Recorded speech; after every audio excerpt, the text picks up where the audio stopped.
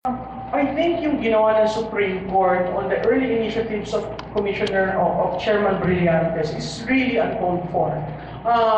Yung reform sa party list, malaking bagay yun, and Brillantes really para siyang short term doon na sinabi niya na hindi kayo talaga representing the marginalized. Okay?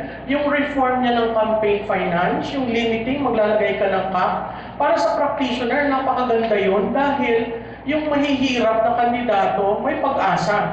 Okay? May cap ka ng kampanya, sabi niya 196 lang, you cannot go beyond. Okay? May cap ka ng TV ads, ng airtime.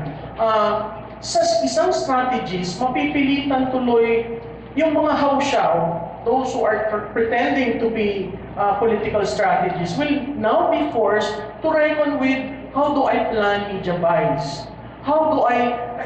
It's very hard if you have no limits. Kasi without the limits, then I can buy. Ang reality pa ngayong eleksyon na ito, ang kandidato nag-file, hindi kandidato.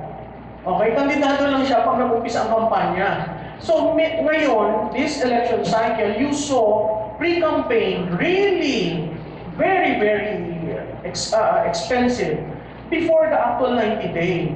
So kung ikaw may pangalan, okay, halinghinan nga, wala ka namang plataforma, pero may pangalan ka, with that pre-campaign expenditure, anyone can be number one.